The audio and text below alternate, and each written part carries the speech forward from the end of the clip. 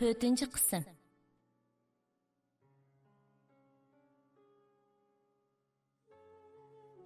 Muzikatmı ağırlap pəskə düşüb, ayalının yanığa kelib, onundan əhval sorab qoyudigan. Qızını əkeltib, onunğa rənglik şarlarını sovğa qılıtqan bob qaldı. Balımı bu mehirdən söyünüb, bu tağısıға amraq bob qaldı. Ayal bu ərini köygəndə nemişqudur udu qatdı. Qızıға qaragan bob közlərini qaçıratdı. Şunaq qılıb, ola xeyli tunuşub qaldı. Bir yekşənbə günü öyge baldır qaytıb kelgan edi. Ayal qızını uxlatmaqçı bo'lib, qizining o'rnini rastlab atdi. Tuyuqsiz ishik yengil çekildi. O berib ishikni ochdi. Ishik oldida qo'shnisi turadi. Yaxshimsiz apandi? Bu uyga kirgandan keyin darhol Safaning qishig'i kelib, erga qo'lini uzatdi. Sal qo'zg'olib sovuqni bir kulib qo'ydi-da, qo'lini uzatib o'ltirgan yeridan sal surilib, mehmonga o'rin ko'rsatdi. Ayol erni o'ltirishga taklif qildi va pokandek qizirib ketdi. Mehmon hayronlik bilan uy ichidagi ko'ni uy jihozlariga ko'z yugurtib chiqdi. Ayol mehmonga choy damlash uchun oshxonaga kirib ketdi va ozroq o'pkisini besib olgandan keyin Shiraga ozroq pechina va do'sti sovg'a qilgan gilos murabbasidan bir qachiq rastlab qo'ydi. Eri gap so'z yo'q, jim o'ltiradi. Mehmon uy egasiga qaradi hamda bu katta boyning menga bo'lgan muomalasi mushinchilik bo'ladi-ku deganlarni xiyolidan o'tkazdi. Ayol Patnusga choy akeldi. Onun qo'llari titrab, Patnusdagi choyni to'kib etgili tasli qoldi.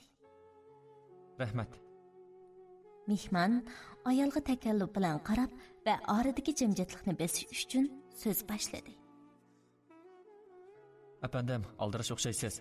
Necha qitim oldingizga kirib chiqay degan edim. Lekin uyda qachon bo'lganligingizni bilamadim. Shundaqmi? Apandim, ishlaringiz yaxshi-ku? Mening dadam savdo qiladi. Soyibxon yana qilchi o'zgarmay, orini yana jimjitlik qopladi. Nima deyishni bilmay tamtirab qoldi va yana darhol o'zini tutib olib gap boshladi. Yetishamagan ishlaringiz bo'lsa, ayting, yordamimni aymayman. Uningga bir qarab qo'ydi-da, rangini sal o'zgartdi. Rahmat, o'shiq ishimmi yo'q. Mehmon o'ng'aysizlandi. Ichida bu kunlamchilikkanda debmi o'yladi va shundoq o'z ichiga pichirladi. Va takalluf bilan chandurmay o'rnidan turib chiqib ketmoqchi bo'ldi. Rahmat sizlarga, men chiqay. Bo'ladi deganini bildirib o'rnidan turdi va mehmonga ishni ochib berdi. Ayolning rangi tatirib ketgan edi. U erining qo'shnisiga ko'rsatgan marhamatidan norozi bo'ldi. Qalbida eriga bo'lgan o'shmanlik texmi kuchaydi. Eri gap muqammay yotoq uyga kirib ketdi. Ayol uningga yana bir nima deyishning ahamiyati yo'qligini tushundida, ochiqni ichiga yutishga majbur bo'ldi. Qilayotgan ishini qilolmay, jo'zini xeyli vaqtgacha yig'ishtirdi. Yo'g'on qachanlarini joy-joyiga qo'yamay vatadi. U o'zini o'ngshib olish uchun Shiraga kelib o'ltirib ketdi. Qizi tatliq uxlayotdi. Uning yumron yuzida boya mehmon kirgan chaqdagi xushallik jilvalanib turadi. Chunki u mehmonni ko'rib sakragan peti uning oldiga yugurib olgan birdan bir Soyibxon edi. Uning o'pkisi o'rladi. Biroq yig'lashdan qo'rqadi. Shundan keyin ayol necha kungacha taloqqa chiqmadi. Qo'shnisini ko'madi. Biroq uyda turib muzikasini yoshirin angladi. Bir kuni qizini yaslidan elib kelib-atdi. Qizi ushdan tutib vaqiradi. "Oppa, ana tog'am kelib-atdi, biz birga o'ynaylik-ku." Ayol erni ko'rdi. Sal past ovozda ulardan ahvol so'radi. Qiz xuddi sig'inib ketgan odamini ko'rgandek uningga o'zini atdi. "Men tog'am bilan o'ynayman, uyga kirmayman." Tağınızdan işi babalan bunda qısınız bulmaydı. Yo'q, uyga kirmayman. Qiz ömchiyib va erning ikkili qo'lini tutib, uning chapinining pashlari ichiga kirib ketayotgandek o'zini surkaydi. Balaning rayini qaytarmang. U ayolga sal norozi bo'lgandek qarab va qizni yetilab etmadi. Bir oz mangandan keyin u qizga bir qo'njaq shakldagi sharni ko'ptirib tutqizib qo'ydi. Qiz uning yanada sakrab ketib boradi. Bala erning o'zini uzoqlarga ep ketishini kutgandek, atrofdagi o'rindiqqa o'ltirishga unamaydi. Ular qizning orqasidan mengib, qo'roning chetidagi chimga yitilgan kangri maydonga kelib qolgan edi. Qiz maydonda yugurishga boshladi. Atrof to'limi jimjit edi. Ikkisi chimliqning sirtiga qo'yilgan o'rindiqqa kelib o'ltirdi. Arini xeylig'icha jimjitlik bosdi. Salomatligingiz yo'qdek ko'rinsiz u. Yo'q, undaq emas. Kechiring, erim shundoq kamsiz. Hech qisi yo'q. Mening kirganim uchun siz azor yemagansiz? Yo'q, biz shundoq jimjitlikka ko'nib qoldik. Bemor yana o'rilmoqchi bo'lib, medarlab qo'ydi. Biroq beshini ozroqla midirlatib, jimib ketdi. Uning yuzlarida tushunib bo'lmaydigan bir ifoda jilvilandi. U bir narsaga chidamayotgandek injaqladi. Ondan ko'zini ching yumib oldi. Uningga kimdir biri yoshirin qarayotgandek qiladi. Ajrishish. Kunlar unsiz o'tmoqda. Ayol muzikatni eslamaslikka, erining alamlarini ichiga yutib, lavni tishlab kun o'tkazishga tirishadi. Biroq erining gap so'zi texmi aslab ketdi. Agar gap qildi degandami, so'g'uq talash tartishlarga javob beradi. Shundoq kunlarning birida ushtim tutla ayolni yeniga chaqirdi. Agar bu kunlarga rozi bo'lmasangiz, biz ajrashib ketaylik. Nimishqa? Dedim-ku, shundoq o'tishga rozi bo'lmasangiz deb. Ayol butun vujudidan xo'rlik his qilmoqda edi. Uning yuragi yoshga aylandi. Uning yoshlari to'kiladi. U yetimlikka, ko'yingidek bir odamning yo'qligiga, o'zining nima uchun tikandek yolg'iz to'ralganiga, qismatsiz o'tkazgan yoshligiga, barar yerining yo'qligiga o'kinib yig'lamoqda edi. U qong'uchi yig'ladi. Faqat bir soat uxladimikin, o'rnidan turib yuz ko'zlarini yuydi. Eri atdiganlik nashtani qilib bo'pti. Shunday qilib, ayol muzdek bu hayotdan qo'l uzish qaroriga keldi. Lekin qizini qanday qiladi? Uni dadasiga berishga qat'iy bo'lmaydi. Qizimni bermayman, biroq qanday qilaman? U shunday xiyollar bilan bu ishni bunday hal qilishga petinolmadi. U o'ylanib qoldi. Azroq xarajat talab qilsam bo'ladi. Uni bera, shuning bilan uning ko'ngli sal yeniklagandek bo'ldi. Bo'ladi, men fikringizga qo'shilaman. Qizimni o'zim boqaman. Siz qizingizga oylik xarajat bersangiz bo'ldi.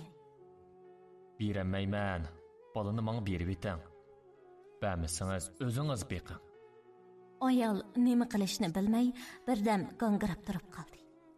Ondan bolasini kiyindirib, yasliga epmadi. Uyga qaytib kelgandan keyin do'stiga telefon berib, bu ishni aytdi. Men sana burunla degan-ku, ha? Mening uyimga yenib kel. Men sana ishlaydigan bir yer tepib bergicha bizning uyda turib turasan. Bu ishning mushundaq bo'ladiganligini bilatdim zodi. U o'pkidek yig'laydi. Yig'lab turib, o'zining mushu uyga ep kelgan birdan bir mulki bo'lgan kichik chamdoniga narsa keraklarini soldi. Qizining o'zining bari yo'q kiyimi bilan bo'shlik kelgan chamdonining og'zini etib etdi. Ondan bir haza xiyol surib o'ltirib ketdi. Uning ko'ngli yana nimagadir bir narsaga qiymagandek tartishadi. Shu arada muzikat yana muzika chalishga boshladi. U bu yiqimliq muzikani oxirgi qatim anglab qoladiganligini eslab yana yig'ladi.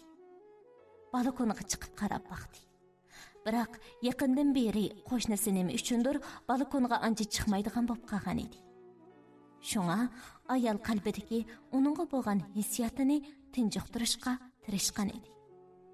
Uning qalbini yana ma'yuslik hissiyoti chulg'ib oldi. G'ayratlik bo'lay deb pichirlaydi u o'ziga madad berib. Muzika ovozi to'xtadi. Uning vujudi ushtumtut bir narsadan cho'chigan odamdek silkinib ketdi. U muzikani to'xtatgan chaqlarda doim balkondan yoki eshikning mushuk ko'zidan qarab uni ko'zlatdi.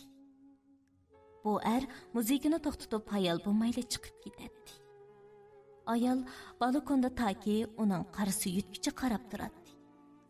Uni ko'rolmaydigan bo'ldim deb u ittik yuzini yuydi, aynakka qarab ham yuzlarini aytdi. Xuddi biror narsasini yutirib qo'ygan odamdek uyda u yoqdan bu yoqqa maqsadsiz mengishga boshladi.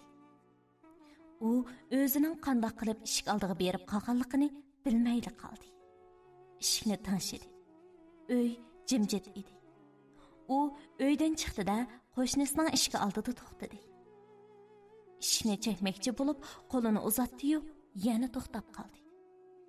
Uningga hozirlab bu uydan chiqib ketadigandak. Uningga ich og'irtib, tasalli berib, yurak bag'rini mangulik azobga cho'ktirib ketadigandek bilinadi. Tuyuqsiz eshikni ochib qoldi. Uningga xo'shlab qo'yishim kerak qo'yish bo'lmasa. Voy, xonim, yaxshimisiz? Yaxshi. Voy, bu og'rib qoldingizmi? Uyga kiring bo'lmasa. Bir xil mehrlik ohangda va bo'sug'idan chekinib ayolga yo'l ochdi. Ayol orqasiga o'diqqandek bir qarab qo'yib uyga kirdi va bo'sug'ida o'ri turgan peti yerga qarab turib: "Men ketmoqchi." 5-qism.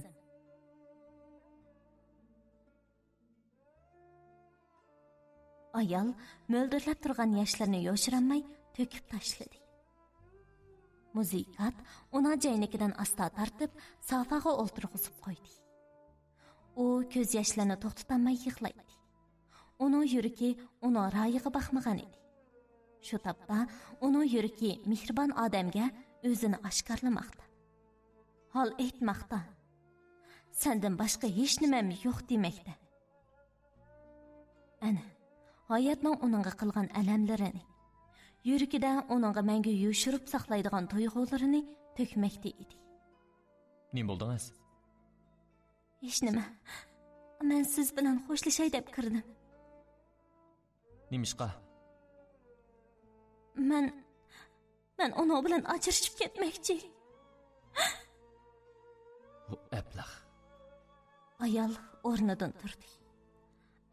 Uning so'lg'in qiyofatiga bakmi ichi og'ritdi.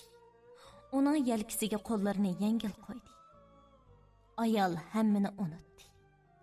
Bir qirindishi, bir so'ygini, bir onasi badaliga uningga o'zini atdi. Uning bag'rida ayolning yelkasi silkinadi. Uning chochlarini siladi. Ayol uyqudan uyg'ongandek darhol erning bag'ridan yulqinib chiqdi-da, burilibli uydan chiqib ketdi. U o'zining uyiga kirdi-da, bu uydan qo'shnisiga ko'rinmay chiqib ketishga oldirdi. Biroq uning yoshlari texi uzilmagan edi. U g'ayratga keldi. Eshikning ochqichini shiraning ustiga qo'yib qo'ydi. Ham eshikni qattiq yopib o'tdi. Biroq uydan chiqibla eshikni ochib uningga qarab turgan qo'shnisini ko'rdi. To'xtang, nega borsiz? Men sizga yordam qilaman. Qizingiz nada? Ayol bu savollarning biriga javob berolmay talampaydan ishtik tushib ketdi. U bu o'ltiraq rayonning darvozasidan hech nimaga qaramay, beshini ko'tarmay chiqib bo'lgandan keyin do'stiga telefon berish uchun yo'l ustida birdam to'xtadi. U telefon nomerini izlab turganda "Nega borsiz?" degan tunish ovoz anglandi. Qo'shnisi muloyimlik bilan uning oldida turadi. U ayolning javobini kutmay, uning qo'lidagi chamdonni mashinaga soldi-da, mashinani o'taldirib mengib ketdi. Yo'l ustiga chiqqandan keyin u ayoldan: "Nega borsiz?" "Do'stimning uyiga." Yo'q, bo'lmaydi. Boshqalarninkida qo'rinib qolasiz. Ular yo'l bo'yi bir eg'izmi gap qilishmadi. Muzikat ayolning baxtsizligini o'zidan ko'rdi. U dastlab erni bir kunlamchi bo'lsa kerak. Mening sababimdan ularning hissiyoti buzilganmidi deb gumon qilib qolgan edi. Keyin bu Kattabayning bu ayol bilan o'tkazgan namratlarcha turmushiga qarab, uning talada boshqa ayollar bilan nashoyan ishi bor. Bu ayol bilan faqat atoqli uy tutib yurgan gap deganlarning xiyolidan o'tkazdi. Hamda ichida bu erga qattiq nafratlandi. Muzikat mashinani shahardan ancha yiroq bo'lmagan bir binoning oldida to'xtatdi va uyga kirdi. To'ng'atquda meyvechi bor, men hozirlik kiraman. U ayol o'tmay sirtdan sut, non, ozroq pishirilgan go'sht ep kirib, shiraga qo'ydi va gaz o'choqqa choy qo'yibdi. Xotirjam orom eling. Mening biroz ishim bor edi. Siz choy ichib yuring, ha? Ayol bir hozirgacha tush ko'rayotgandek o'ltirib ketdi. Uning xiyolini suv qaynayotganda cho'gindan chiqqan ovoz uzib-etdi. U go'shtdan ozroq yedi. Ondan ozroq sut ichdi. U bekmi charchab ketgan edi. Shunga sofaga qiyib uyquga ketdi. Qanchalik uxladi ekan tong eshikning taraqlagan ovozidan cho'chib uyg'onib ketdi. Eshikdan qizini elib Muzikat kirib-atdi. Ana, bundan keyin meni og'ili tog'am bo'lsin, siz bormang. U kelib qizini quchoqladi. Biroq qizi bu tog'isining chiqib ketib qolishidan ansirgandek, darhol opasining quchqidan o'zini totdi-da, yugurib berib, erning qo'llarini tutib oldi. Er uyda ishlatadigan narsalarni tunishtirdi. Mana, uyning ochqichi. Bugun mushundaq bo'lsin, men o'yin qo'yish qilmadim. Bemor qattiq yo'talib ketdi. Uning ko'zlari xiralashdi. Qurib chaplashib ketgan qalpoqlarini o'mallab bir nimalarni demoqchi bo'ladi. Echilayotgan qalpoqlarini yalab qo'yadi. Uning xiyoliga yolg'iz og'rib yotgan kechilar kelib-atadi. U o'zini uzundan beri mush karvatda, yo'q, yolg'iz uyda pilildigan chiroqlarga qarab yotgandek his qilib andikib ketdi. Oxirgi taqdir. Muzikant har kuni ayolning yoniga kelib, uning holidan xabar elib turdi. U garchi ayolni yaxshi ko'rib qolgan bo'lsa-mu, biroq azar yegan bu ayolning dilining yana azar yeb qilishidan qo'rqatdi. Ichida bo'lsa, ayolga kuyatdi. Bir haftadan keyin Muzikat ayolga endi qanday qilishni o'ylashayotganligini so'radi. Ayol o'zining bir ish o'rnini topib, ishlaydiganligini aytdi. Agar bir rasm topsam yotliq bo'lamsiz. Ayol buni tushundi. Sizga o'xshash bo'lsa mayli. Er uni bag'riga bosdi. Ayol uning quchqida yig'laydi. Bu azob yeshi emas, balki baxt yeshi edi. Ular to'y qildi.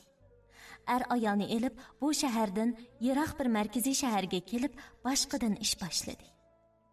Ular shirin kunlarni birga o'tkazdi. Qizi keyin bu tag'isini dada dedi. Keyingi yili ular yana bir o'g'illik bo'lib qoldi. Kunlar shunda xushal o'tadi. Ayol uyda bolalarga qaraydi. Muzikat butun zehnini ijodiyatga bag'ishladi. Keyin uning nomi chiqdi. Cho'ng muzika atirtida muzika chaladi. O'z aslahalarini e'lon qiladi. Taklif bilan boshqa shaharlarda kechiliklarga qatnashadi va asarlarni o'rinlaydi. Biroq ularning bu xushallik kunlari uzoqqa bormadi. Muzikat boshqa bir o'lkaga o'yin qo'yib yenishida aeroplan tushib ketish voqeasida qazo qildi. Ayolning alamlik yoshlari yana to'kildi. Ayol erning jasadini ko'rolmadi. Ikki bola Muzikatning familiyasini qo'llangan edi. Shundan beri u to'liq yashadi. U ming bir jafolarni tatgan bo'lsa-mu, bolalarni yaxshi tarbiyaladi. Nuqtaliq maktablarda o'qitdi. Biroq qizining dadasini izlamadi. Qizini ko'rsatmadi. Ermo qizini izlamadi. Qizi faqat o'z dadasining qazo qilib ketganini biladi. Ayol qizini elib chiqib ketgandan keyin bu bayning yolg'izlik turmushi yana boshlandi. ba'zida qiz cho'kanlar uning boyligini ko'zlab tegmoqchimi bo'lishdi. Biroq uning uylanishga mayli yo'q edi. Pullar yig'ilaverdi. U cho'ng boylar tizimligiga kirdi. Biroq kunlari o'zgarmadi. Ba'zida oshxonada, ba'zida uyda qo'nib kunlarini o'tkazaverdi. Bemorning darmoni qolmayotdi. U ko'zini ochmoqchi bo'ldi-yu, biroq ocholmadi. U butun kuchini ishga solib, biri injiqladi va doktor deb pichirladi. Doktor kirdi. Doktor, qanchalik vaqtim bor? Nim gapingiz bo'lsa-da. Ayolimdan xabar bormi? Xotirjam bo'ling. U keldigan bo'ldi. Yilda kelishi mumkin. Men bo'lolmayapman. Yo'q. Menga 1 soat bo'lsa yetadi. 1 soat vaqt sedavasam bo'lamdi. Bo'ladi. Biroq buningga ko'p pul ketadi. Amaliyotda u nafaslantirish uskunasining yordamida nafas elib o'tadi. U bir narsa demoqchi bo'ldi, biroq deyolmadi. Mayli deganini bildirib, boshlashdi bemor. Ayol doktorning talabi bo'yicha doktorxonaga keldi. Dog'lar ostida xuddi ko'yib ketgandek qardab ketgan chiroy. Cho'nqur o'rining ichiga tushib ketgan. Inchkilik bilan qaramasa, shu xonaning ichida yo'qab ketayotgandek ko'rinadigan ko'zlar. Bilinar-bilinmas lip-lip qilib turgan burun chanoqlari. Yo'q, u emas. Da'vatkili tasli qoldi ayol. Kesal qo'llarini ko'tarib polanglatmoqchi. Kimnidir tutmoqchi bo'lgandek bir ishoratni qiladi u. Doktor kirdi. Siz burroq kelishingiz kerak edi, xonim. U bak qiynaldi. U endi bardoshlik bermaydi. Bemor boshlarini ko'tarmaydi. Faqat ko'zlarini bor kuchi bilan yeliqi o'rnining ichidan chiqarishga urinadi. Lavla asta midirladi. Kechiring. Men yetimlik, yolg'izlik meni sizdan ayrilishga majbur qildi. Men sizga muhabbat taqdim qilolmaganimni bilaman. Men qizimni bir ko'rsam, bag'rimga bosgan bo'lsam.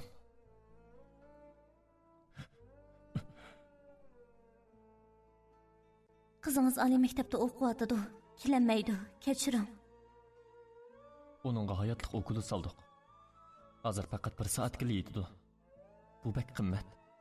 Biroq bemor siz bilan ko'rish uchun shunday qildi. Vaqtni ching tutib, uning bilan vidolashing. Doktor ayolni yig'isini to'xtatishga buyruq qilgandek talaffuzda va yonchuqidan bemorning qo'li qo'yilgan bir vasiyatnomani oldi. Ayol vasiyatnomani qo'liga olib o'qishga boshladi. Onunğa mundaq qolay yozilgan edi. Men ketgandan keyin qolgan pullarim qizimga qolsin. Doktor guvohchi bo'lib qo'l qo'ydi. Bu yil qizim 18 ga kirdi. U kelib bu vasiyatnomani topshirib olsa bo'ladi. Uning ko'zlari o'rnidan chiqib o'tadi. Qo'llari xuddi birini tutishga intilgandek so'ziladi. Atrofga mo'ldirlab qaraydi. Orini jimjitlik qopladi. Doktor vasiyatnomaga qo'l qo'ydi va bemorning ishorati bilan uning mayda yanchiqidan bir chekni oldi. E'lon, bu sizni. Bu oxirgi ozroq pul. Bu pulni qizim yoshligida xajlasin. Uning yoshligi go'zal aslimlarga to'lsin. Ayol doktorga qarab, olmayman deganini bildirib, bosh chayqadi. Uning hozir nervlari qalayim qolishidi. Uni qilma. Men balarimning dadasiga har qancha qiyinchilik tassammo, uning yeniga pul deb bermaslikka va'da bergan edim, doktor. Shu arada bemorning ko'zlari yana yeliqi o'rnining ichiga cho'kib ketib boradi. Ayol chidamadi. U ko'zlaridan taramlab oqqan yoshlarini kuch bilan ichiga yutib, birini tindida, og'riqning peshonasiga qo'lini qo'ydi.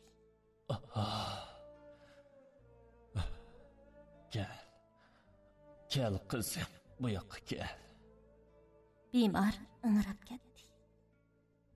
Ayol uning gavdasiga ko'ksini yoqdi. Og'riqning titrab ketgan qo'llari bemorning mo'risini chingida qamalladi-da, lassida tushib ketdi. Bir haftadan keyin ayol qizini bir qabristonlikqa boshlab qo'ydi.